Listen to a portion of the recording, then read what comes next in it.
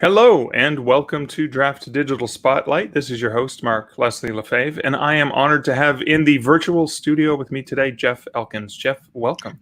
Hey, thanks, Mark. I'm super excited to be here. And thanks for letting me in. I love Draft Digital. It's just an amazing resource for authors. And I know when I started writing right away, I took all of my books wide, and Draft Digital was fantastic for getting me plugged into so many different platforms. It Well, was I'm awesome. glad. I'm glad to hear that. Now, you and I kind of were hanging out together this weekend, even though we're not physically near each other. Yeah, we did. We were. I was coming. I was hoping to get physically near you. If that doesn't sound creepy, does that sound creepy? It doesn't sound creepy at all. I was hoping to get close to you, Mark. I was hoping to meet you in person. You and I have, you put about a year ago, you were on a podcast and you said, hey, if you need any help or you're looking for any answers, hit me up. And so I hit you up, and a lot of people say that, very few people answer. You answered and gave me some really fantastic advice a year ago. That's how you and I started to get connected.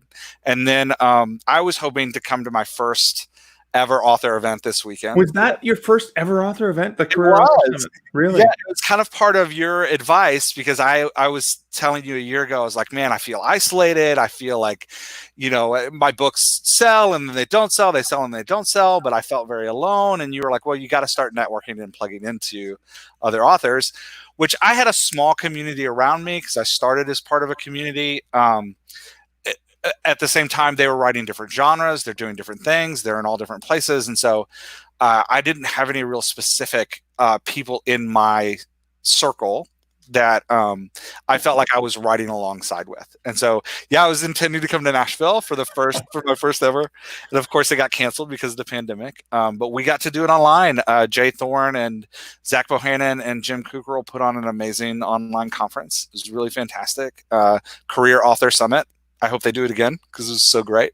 Yeah, that was amazing. So Drafted Digital was one of the sponsors for that, which was why I was going to be there and looking forward to meeting you in person, as well as so many other people. But what I love about this, and this, I think it speaks to the adeptness of the indie author community, is that Jay and Zach were able to pivot, and we used, we played bingo with the word pivot over the weekend because I had to pivot multiple times because of technology, but managed to pull off a most amazing event for authors, and to give more, because we were all going to get together like Thursday, Friday, Saturday, Sunday, or I was going to get in Thursday anyways. But what we ended up with was obviously a very different experience, because we didn't get to hang out, together, have a drink together, any of those things you get to do to socialize. But they still offered so much more content in the weeks leading up to it, right? Did you participate in any of the stuff prior to? I came to everything. Really? Oh, good. Excellent. It was, and it wasn't just, so they gave like talks all through the week, every night leading up to the event. There were like 2 to 3, sometimes 1 to 2 talks of like the speakers doing Q&As or just adding bonus content. And then they also threw Jay Thorne's Successful Author Mindset Mastermind. They provided a massive amount of content for free that you could just like go and take advantage of. So yeah, I jumped into Jay Thorne's mastermind site and started taking mini courses about a month ago, which he's got a whole ton of them in there. It's just fantastic. It's been an amazing, I feel like I've been at a whole university this month, like an author university, just like all of this stuff learning was so great. And the variety of speakers they had, from like Dave Chesson coming to talk about Kindle Rocket and the Amazon algorithm, to Honore Corder just talking about like organizing your life and how to like be an author and survive as an author and make money as an author, which is huge. And Joanna Penn was there talking about audio stuff. And of course you were there talking about the 7 P's of Publishing, which is a book I highly recommend to everybody. It's a fantastic book on publishing. I'll flip you $5 later. Thanks, Ed. Digitally, you could pass it through the camera. Social distance, $5 bribe. But yeah, no, it was really great. I loved it, and it was just so great to engage with authors in that way. And maybe next time in person. But to be honest, for somebody like me who is terrified of live events, it was a nice step into it. It was really not a bad way to do your first one, then, right? Yeah, I was sad that I wasn't coming in person, but then I wasn't too sad.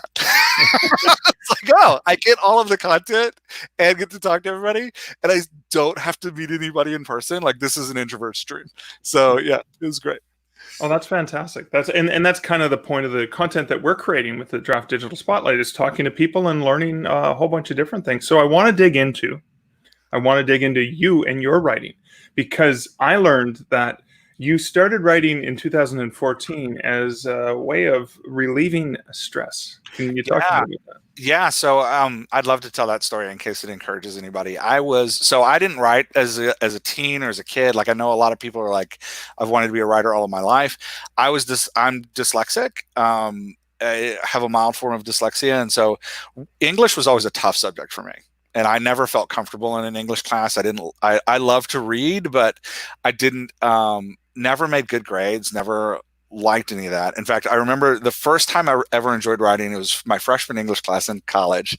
The teacher said, write a true story about your life. And I had grown up in mostly African-American neighborhood that was had a lot of poverty in it and a lot of social justice concerns. And I wrote about this time that a bunch of friends of mine and I had been pulled over by the police and had this very difficult experience. And I remember at the top of my paper, my teacher wrote F, put a big circle around it, and then wrote, I told you to write a true story.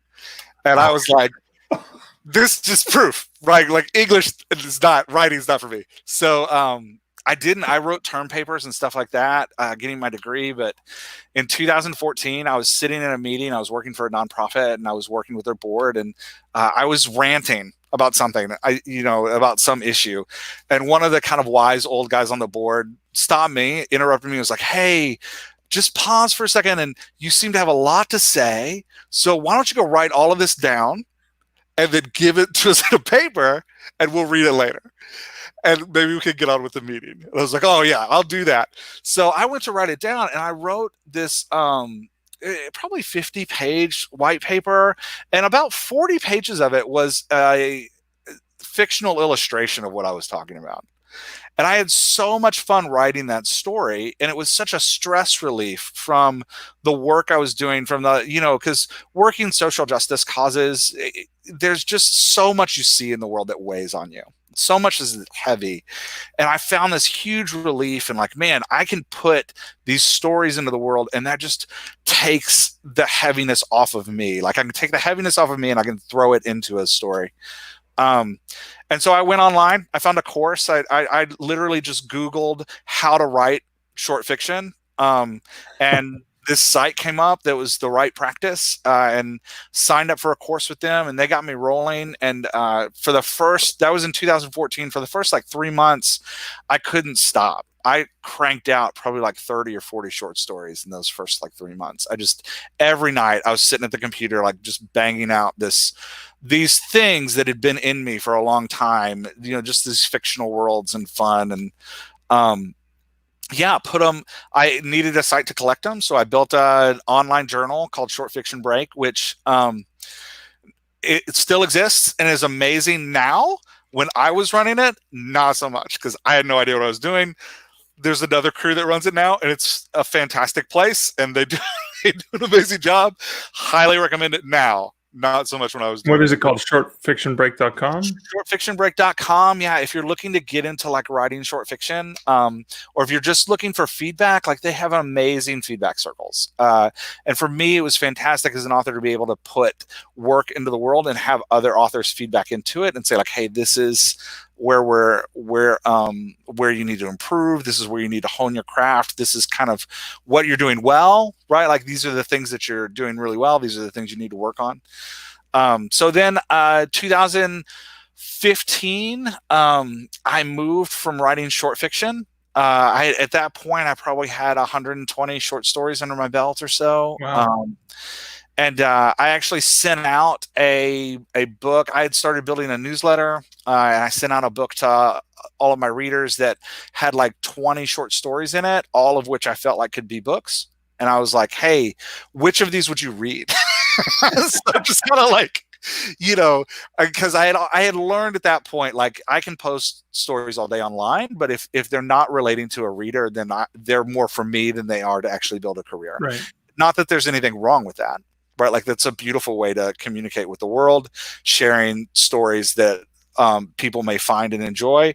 And for me, huge stress relief, just getting that out into the world. But I did have to draw a line and separate, like, so this is what I do for me. I write these stories for me to relieve stress, and this is what I do to actually build an author career. And if I want to build an author career, I need to find people who will read these stories, right? Like, it's not just about, so yeah, so it's shifted in 2015 from writing short stories and publishing them online to publishing books. And since then, I've published 2 series. My first series is called The Defense of Reality. It's about a group of homeless superheroes that kind of secretly protect the world from other dimensional monsters, and a reporter who is kind of uncovering their world and what they do, their work. My second series is about 2 detectives. The main detective is Moneta, and Mo can relive people's memories. And then she has a partner named Stacy, who's an ex-actress who plays a supportive role and brings some special gifts to the team herself. So so that's 12 since 2015. It's 9, 10 novels, 25 short story collection, and 2 novellas later. And Wow. here I am. So Yeah. let me go back to something that you said earlier is you had about 20 stories. You sent them off to your readers on your newsletter and said, Yeah. what character, what story resonates with you, and then you turned that into a series? I did. So I actually had a survey at the end of the book. That was an online survey that was like, hey, go click this. After you read these stories, click this link and go take this survey. And in the survey, I had I think it was 10 questions. It was like, which protagonist did you like the best? And it was just like a it had all the protagonists listed, and you could just check one. It's like, which villain did you relate to the most? Like, right. which type of, I had grouped the stories in like 4 different types. I was like, which type of story do you want to read more of? And I was surprised I had mixed in there, and I had all different genres mixed in there, because I get interested. What interests me most is really engaging characters. Okay. That's what I love to read, and that's what I love to write. Like, when I'm writing and my character makes me feel something, that's when I feel like I've got to win. So for me, the genre was unimportant. I was like, I had some literary stories in there. I had some sci-fi stories in there. I had some horror stories in there. I had some dark humor in there. Like, I was like, genre doesn't matter. As long as I get to write engaging characters, I'm good. And my readers picked this supernatural thriller that was about this kid being kind of used by this monster the kid thought he was a hero. He was being used by this monster to trap people at a gas station. And it was just this kind of scary thing. It was kind of based a little bit on the DC, Maryland sniper experience, where people were pulling up to gas stations and terrified that there were, something was going to happen while they were filling up their tank. So feeding off of that kind of negative emotion to build this story. And in the end of the story, the kid is freed, like he's found by a hero and freed. And the story had a nice ending, my readers enjoyed that, and that's what became the Defense of Reality series. Wow. So there's 5 books in that series now. So I took that story and built off of it out of there. And you talked earlier about social justice, and you talked about these homeless superheroes saving the world from monsters people don't even realize are there, right?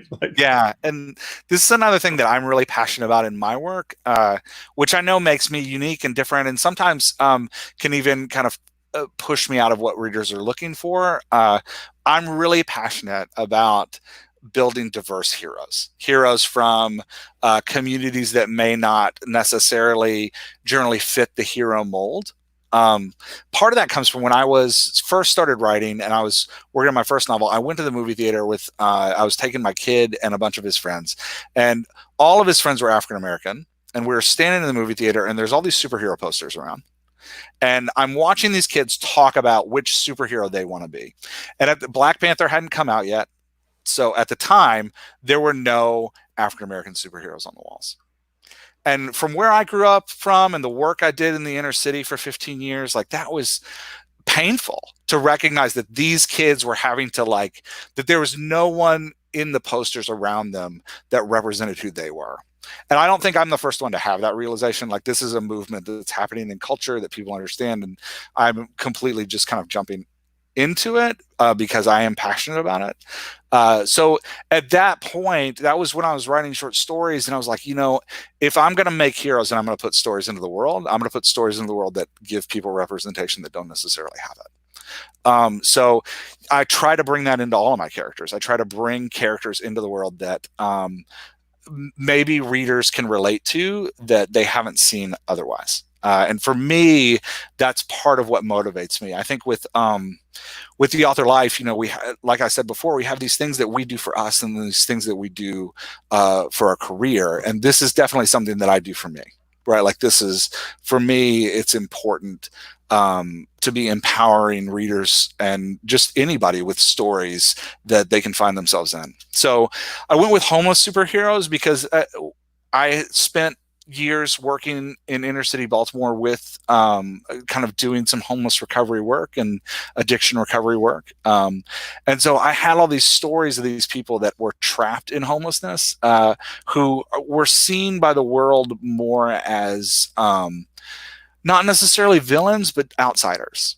Like, they're standing at the corner, they're asking for money. There's not a lot of engagement with them outside of that because it can be scary. And it's outside of the world we understand, and it's outside of our perspective. So having lived in that world and come to understand, I really wanted to bring some of those characters that I had met to the forefront, and have a way to reframe their story in a more positive light. Wow. I mean, talk about writing not only what you know, but what you're passionate about. So you combine those together. And then it seems like the setting itself is something you're intimately familiar with, right? Yeah, it's funny you say that because I don't think we talked about this, but all of my settings are real places. I found out real quick as an author that I'm terrible at describing settings. I'm the worst. I can't get it right. Like, people read it and they're like, I have no idea what you're talking about. So when I was writing short stories, I found that it was easier for me to go somewhere, describe that place, and then put the story in it. Okay. So for me, I write all of my stories, all the shorts, most 90% of the short stories I've written, and all of the novels I've written, all of the novellas, they all exist in real places in Baltimore. So they're all, you can, I actually, for the first book I wrote in that series, Mankin and the Monsters, one of the things I gave readers was a map, a pictorial map of sites in the city that they could find in each chapter, so that you could actually walk through the city with the book. And it reminded me something you were talking about at the Career Author Summit was tying cities to geolocation, tying stories to geolocation. Just finding new ways to engage authors through that, which I thought was great. And it reminded me of that. I was like, yeah, I could do that. I could take these stories and tie them all to the city of Baltimore, maybe even create like a walking tour of short stories, or I'm still playing with the idea, but I really appreciated you sharing that. But yeah, so all of my settings are real places. Just because, and my work took me all over the city. I think I've covered every inch of Baltimore at this point. That's fantastic. Have you? Yeah. So I want to make sure you're familiar with, and this is going to be useful for other people out there. So VoiceMap was the one software that I was using. Yeah. Squirrel, and I'm not going to be able to spell it properly because it's not spelled squirrel. But if you Google Squirrel and location-based apps, you can actually get an account with Squirrel and put little snippets from your books, because I can imagine that people will be discovering great books near them. And then you can even use Swarm, which used to be Foursquare Swarm. Okay. You log in. Yeah. And what I did with that, and I got this from a marketing manager from Dundurn, one of my traditional publishers that I work with, is I just take a short excerpt of 2 lines from the book, add a location, I plant it there, and it pops up as a tip, right? A tip is, ask for the chocolate martini. It's not on the menu, but if you ask for it, you'll get it. So I just popped those up as tips and said, from the book Haunted Hamilton by Mark Leslie. Oh, that's fantastic. So So you can do that right now with Foursquare, but I think Squirrel and voice map's a lot more work, right? Because you don't just drop pins in the map; you actually have to plan it out. I'm actually going to go look at that this afternoon. That sounds fantastic. Yeah, that is cool. So there's so many other things I want to talk to you about, because I know you actually write as part of your day job as well, and that is also related to social. Yeah, and it's just to go, to flesh out that part of the story a little bit more, which I don't think I've told you before, which you might find interesting too. So I was publishing short stories, and part of what moved me into publishing novels and actually thinking about this as a career and not just a stress reliever, and not just something I kind of did on the side as a hobby, was I was working for an organization and ended up having to leave that organization, and found myself with no source of income. My wife was pregnant with our 5th kid, and she was due in I think it was 3 weeks. And I found myself with my health insurance running out in a month and no income at all. And so I kind of started to freak out. And I was like, I need to develop some streams of revenue outside of just one stream so that I'm not dependent on just one thing. So that's one of the reasons I started writing, was publishing, and moved from publishing short stories to publishing books, was because I thought, I need this career. At the same time, those short stories I had published really paid off, because an organization was looking for a writer, and they found out I was out of work. And thankfully, I was only out of work for a week. Wow. It's amazing. And in that week, I panicked and applied for 2,000 jobs and got 0. It was funny. I would get up every morning. I'd go to the church my wife and I attend, and I'd go to an empty room, and I'd sit there and apply for, my goal was 50 jobs a day. I'm just going to apply for 50 jobs a day until I get one. None of those people hired me. So I did that for a whole week. And then I got a call from a friend that ran a simulation company, and she said, "Hey, we need writers, and you write. Would you like to come and try writing?" So I've been working for them now for a little over 5 years. I lead the writing team now. We've got 5 writers on staff at the moment, or the writing team is 5 people, and we create simulations that allow professionals to practice difficult conversations. What's great about that is it's put me in contact. In essence, our writers are professional mimics. So the way the simulations look like a Zoom call, where you are having a conversation with a character. The character isn't AI, but is a form of AI, but it's a live actor.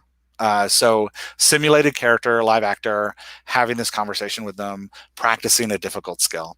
And it's put me in contact with, we work with military clients, we work with therapists, we work with social workers, we work with people in the business world. And as writers, we have to learn to be professional mimics, and just be able to mimic that dialogue and mimic the way people talk and mimic difficult conversations, the emotions inside those conversations, all the different paths those conversations might take. So the company I work for is called Submersion. And you can find them at submersion.com. And I love it. It's a fantastic company, and it's great to be doing good in the world. Today, this morning for a couple hours, I was working on a simulation that trains people in suicide prevention work. And then I shifted over to working on a conversation that trains people in how to bring support to opioid addicts. So Submersion does everything across the map. It's great work. Oh, I'm sorry. No, go ahead. Yeah, you got to cut me off, Marker. I'll just talk. I'll just go. Point.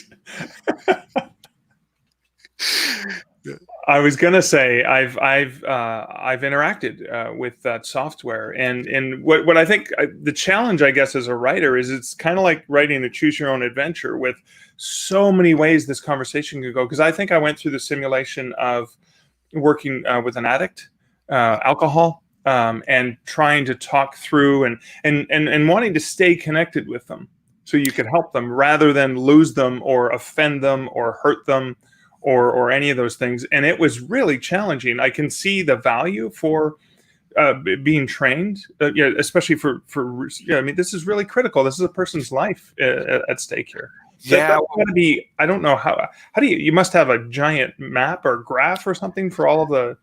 yeah, it's complicated. Yeah, I It can actually imagine. really helped my storytelling. So, what we say at Submersion is we allow you to practice with fake people so that you don't screw up with the real person when it Right. actually matters.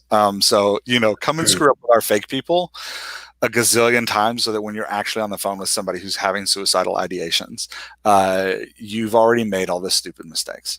And Right. you can feel confident in your abilities to have that conversation. Yeah, as far as storytelling, Submersion does this thing that I can't talk a ton about because it is Right. patented, but Of we do course. non-linear storytelling, which means it's not a choose your own adventure. We joke about how it's like the Matrix, there is no spoon. It feels that way. I Yeah. describe it as putting together if you could take a crossword puzzle and then stack 13 crossword puzzles on top of each other, and then they all had to fit this way, and they all had to fit this way, and they all had to fit this way, and they all had to fit this way. That's kind of what it is. It's this massive web of any direction at any time. Uh, it has helped me think a lot. So when I write, I'm a hardcore plotter. Spreadsheets and all of this stuff, and I obsess over the story method books. Like Story Grid was huge for me, and Save the Cat was huge for me. And Jay Thorne just put out 3-Story Method, which is a fantastic build of how to build a story together. So yeah, it's helped me. Writing in a nonlinear format has helped me actually understand how story can flow and see kind of at all times all the possibilities of a story. And then as an author, making that hard choice of this is the direction I want the story to go. Because I think a lot Right. of times we can be overwhelmed by possibilities. So for me, adding for my day job, I remove all structure.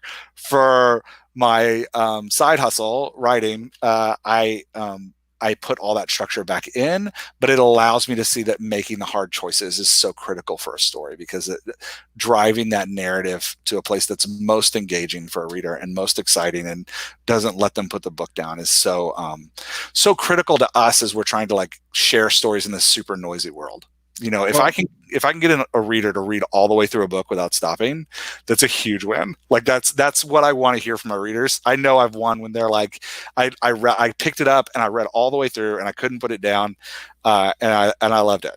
That is the ultimate goal in a crazy world where they're reading on their phone and there's 10 games they could click over to in 30 seconds. it sounds almost like the work that you've done there has actually helped with something that I know you're also very, very passionate about, and something that gets you into the character really well, but also moves the plot forward phenomenally if you do it properly. And that's the critical nature of dialogue. Yeah, thanks for bringing that up. Yeah, so I was on as part of that author conference we were talking about earlier. Like I said, I had the privilege to enter into Jay Thorne's Successful Author Mindset Mastermind group, and Jay was generous enough just to give me time, which I think authors like you and Jay and Joe Bunting is another one from the Right Practice, who just freely invest in guys like me that are coming up. Is so amazing. It just the indie author community is so incredible. I don't think we see this kind of sharing in other industries. So Jay just hit me up on the mastermind group and was like, hey, do you want to talk? And so I got on with him and I was talking about I really, I've benefited and I want to give back and I want to help and I want to plug in, but I don't know how. We were talking about my job and he was like, well, what do you do during the day? I was like, well, I mimic dialogue from a huge variety of people. And he's like, well, why don't you do that? So for the last month, I've been working on this thing, dialoguedoctor.com. And what I do is you send me a scene of 5,000 words and or less, and I take it and I dig into it with you. And I'll edit it, and then we'll get on a phone call together. I'm not editing for story. I'm not editing for grammar. I'm just looking at your dialogue, making sure that it feels realistic. Because when a reader is reading dialogue, this is something Robert McKee says in his book on in his like masterwork on dialogue, which is like such an amazing book. But in that book, he talks about how dialogue in the written form is so important because it takes the reader and actually puts them into the mind of the characters. So it's through dialogue that we feel what the characters are feeling. It's through dialogue that we sense what the characters are thinking. And we are taking the characters' words and putting them in the reader's mouth. And so getting that right is so critical. It has to feel real. Because the minute it doesn't feel real, our readers disengage. And they're like, I wouldn't say that. I don't know anybody who would say that. Or if it doesn't feel real to the setting in the world, like if we're writing fantasy and all of a sudden our dialogue stops feeling true to that specific world, and an elf doesn't sound like an elf anymore, or an orc doesn't sound like an orc anymore, the readers start to disengage. And they're like, this is out. And then the second thing I really want to help writers do is create dialogue that is engaging and that grabs a reader and pulls them in. Like, it's interesting to me. I've been thinking a lot about this, and one of the things I've noticed as I've started paying attention over the last couple months is that the way that we communicate our love through story is through quotes, right? Like if you're talking to a friend about the movie you love, it's likely you're going to quote one of the characters. Yeah. And that's because dialogue grabs us in a way that prose and narrative doesn't necessarily grab us, and gets real intimate. I like to call it zooming in. So if the story is this giant forest and you have this amazing, lovely forest, when you get a moment of dialogue, you zoom into one specific tree and you just fall in love with that tree and look closely at that tree. And it can so wrap a reader into our story and our world and our characters. So helping writers at dialoguedoctor.com, I'm trying to help writers create realistic dialogue that doesn't create barriers for the reader, but actually pulls the reader into what they're doing, and then engaging dialogue that excites the reader and gets them passionate about that one story, and ideally even gives them things that they're going to live with and quote for a long time.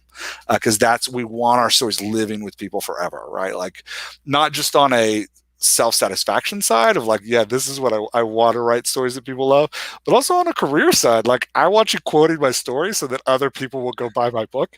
So like we want both of those. Yeah. So I'm doing two things over at Dialogue Doctor. If you have a story that you want somebody to look at, you can hit me up, send it to me. I'll give you edits, and then we'll get on a call and we'll talk about it for 45 minutes. And then the other thing I'm doing is if you don't have a story, but you have an idea and you're getting ready to do it, I've built this thing called a character wheel, where we'll start with your character's voice, and we'll help you build your character's voice so you can get, as you're writing, how that character sounds. I call it putting the character in your mouth, so that when you type, that character is just coming out of your mouth. We'll get the core voice down, and then we'll talk about how the voice changes in times of stress and how the voice changes in times of comfort. Because through your story, we want these emotional pulls, right? Like we want the character experiencing deep anxiety, and we want the character to feel threatened, and we want the character to feel comfort, and we want the character to let down their guard, and we want our characters to be mobile in their emotional map. And so as we get those characters emotional, their voice needs to change, and they need to sound different. My son was just watching The Office this morning, and Michael Scott's a great example of this, the key of The Office, that if you've ever seen it, Michael is typically very playful and is like seeking attention and a little bit of an egomaniac. But then as he becomes stressed, the playfulness turns into an anger, and his voice becomes more chopped, and he becomes more aggressive, and you can feel all of it in his dialogue.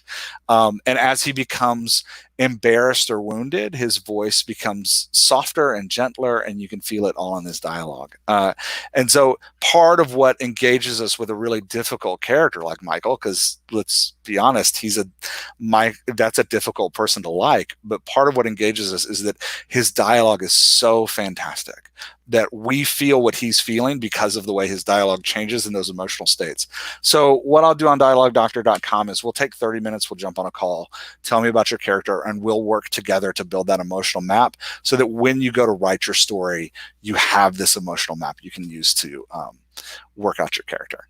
Cool. Yeah, and you can all of that is explained. I've worked with about 10 authors this month so far, and I have their videos up. Right now I'm doing as many. I'm scared to say this over Drafted Digital because you guys have such a huge audience. It's easier to say when I only know like 10 authors. I'm doing this for free this summer as much as I can, just to one, give back, and two, figure out what I'm doing and how I best help. So if you go over to dialoguedoctor.com and look it up, hit me up if you think it'll be helpful, because I'd love to get with you and talk through it some. Well, very cool. Thanks for bringing that up, Mark. Very cool.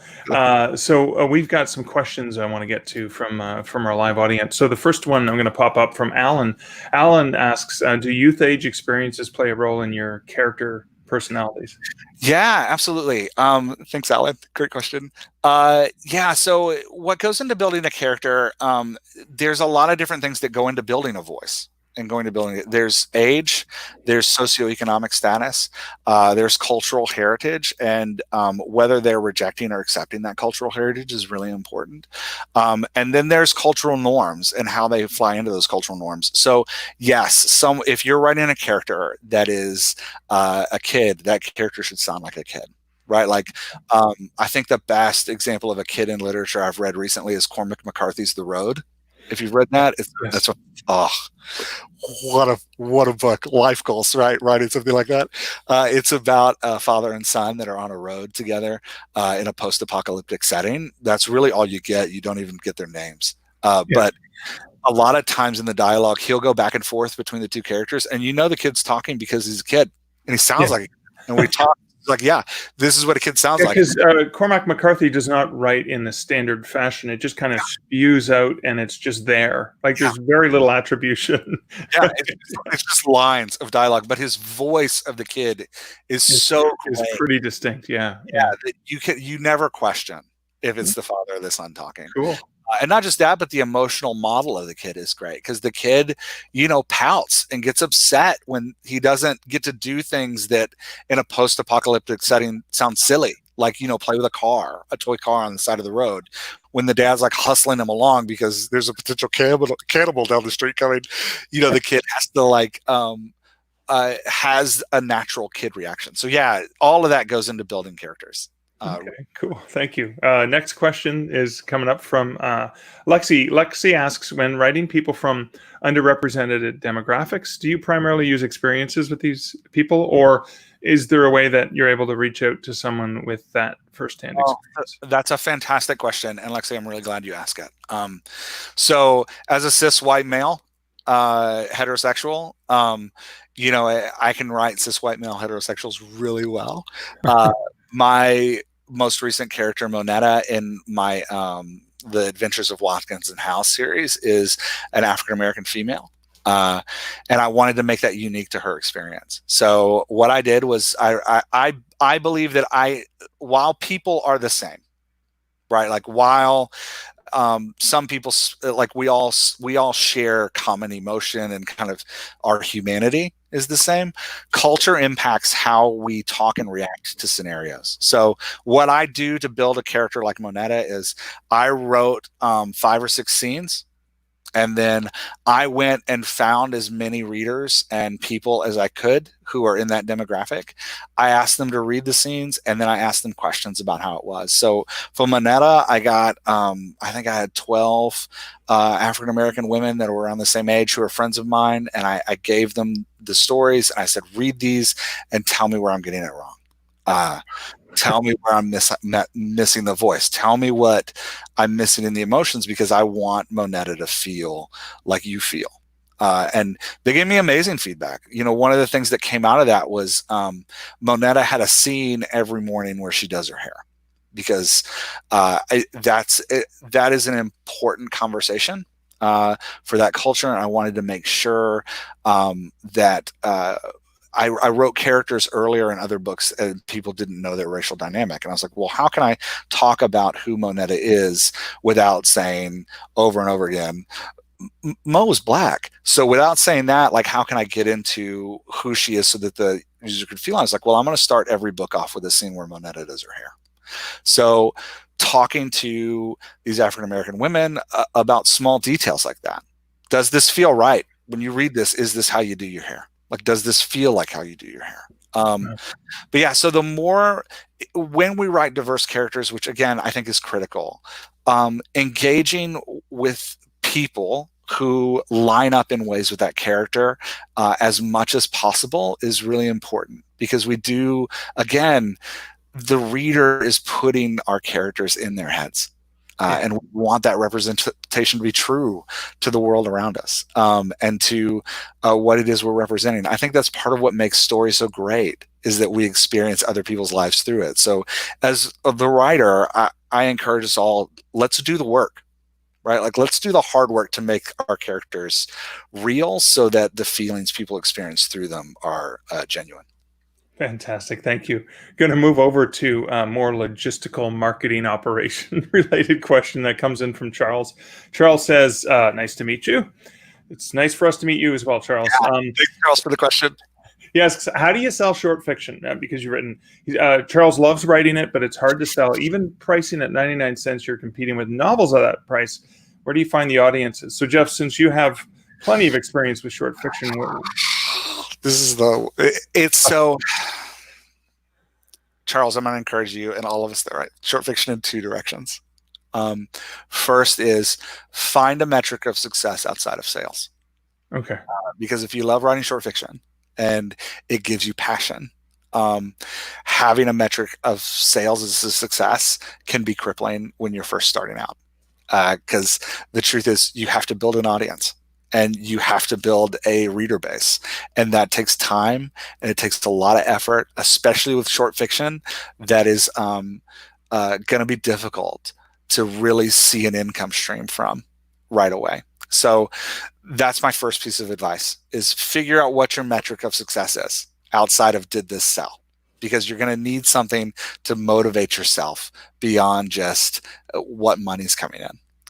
For me, a lot of it was, who can I get this story in front of, right? Like, how many audiences can I put this story in front of?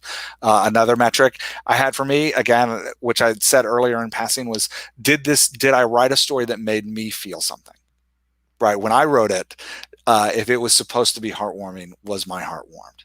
When I wrote it, if it was supposed to be touching and I want a reader to be, if I want to make a reader cry, did I cry when I wrote it? If I didn't cry when I wrote it, then I haven't succeeded. But if I did, which I do, then I have, right? Like, I've won. So find a metric of success that can keep you sustained through the long haul of building an audience. The second thing I would say is, you have to be aggressive in finding places that will post and put your work up. One of the biggest mistakes I made was just posting myself. I wouldn't recommend somebody go start a short fiction break online journal on their own. I would recommend you find every place that's accepting short fiction, and you submit your piece as many times as you can. Get it out there and get it in front of people. And even, there's the big joke about, like, yeah, I do this for exposure. When you're starting out posting short fiction, do it for exposure. Get all the exposure you can and collect as many emails as you can, right? Like, get as much, because you want people reading your stuff. You want to be engaging with those readers long term. A lot of times we want writing to be like, okay, I wrote this story, I'm going to put it into the world, and I want it to pay off right now. But the truth is, storytelling is a long tail game. And so just know that if you're going into writing for a career, you're playing the long game. I'm 6 years in, and I feel like I'm just getting started. And Mark, I hear you talk about how you've been in for decades and are still hustling and getting your stories out there and getting them in front of people. And, that is, we want to write a story, put it into the world, and have the world embrace it, love it, and throw us a party and have a parade around our short story. But that's not how the world works, right? We're fighting for attention. Yeah. So find a metric of success that's not making money, and then put that story in as many places as possible, and go write the next one. And know that 200 stories is an acceptable goal. 400 stories is an acceptable goal. Yeah, we were listening to Lindsay Baroker at the Career Author Success Mindset, and she was introducing herself, and she was like, I have 70 plus books. She's like, I stopped counting in over 10 series. And I was like, oh my gosh, like life goals, right? Like 70 books and over 10 series. Yeah. And it's that persistence that builds income over time. Right. Yeah. So yeah, write a lot and put it everywhere. Cool. Now we only have 1 minute left, so I'm going to do one last question from Regina, who says, "Do you find stories have led readers to your books, your stories, not by theme perhaps, or just by a link to your work? So is that where you collect emails from people?" Yeah. So when I put stories into the world, if I'm posting them on my own site, I'm making sure that at the end of the story, like if I post something on Medium, I'm making sure at the end of the story, I'm like, hey, if you liked this one, come subscribe to my newsletter. Sending out a monthly newsletter, or having some, it doesn't necessarily need to be a newsletter, but having some place to collect readers and constantly talk to them is critical. So for me, it is a monthly newsletter. I use MailChimp. It's pretty cheap when you're starting off. Gets more expensive as you go, but it collects readers for me. So if I post something on my site, I post it all over social media. When somebody reads it at the end of it, it's like, subscribe to this email list. And that allows me to connect with them over the long term, right? Like, so I have readers on there that I got 6 years ago that I send out a monthly update to them that's like, hey, here's what I'm reading. These are things I love, like providing value to them about what they can do. It has an update on my writing stuff. It'll be like, here's all the stuff I've written this week. And I send them free stuff all the time. And then at the end of that free stuff, I talk about, like, here's an update on my life. So, and usually that update's like 600, 700 words, but it just, that's my way of building this pool of readers and engaging them routinely so that when I have a book to give them, they're ready to go get it and engage with it. So yeah, all that to say, start collecting, find ways to collect emails of readers so that when you need them, you're there, and not just collect the readers, but keep them engaged in your process, in your career, in your storytelling, so that they can continue to do that. Awesome. Well, Jeff, thank you so much for very fascinating discussion. So many amazing topics. People can find you at dialoguedoctor.com. Dialoguedoctor.com. My personal author website is vagrantmisunderstandings.com, which is ugly and needs to change. But yeah, if you want to go look at that, vagrantmisunderstandings.com is my own website for my fiction. But if you're a writer, I'm going to be able to help you most at dialoguedoctor.com. Awesome. Thank you so much, Jeff, for your time this afternoon. Thanks, Mark. This was really great.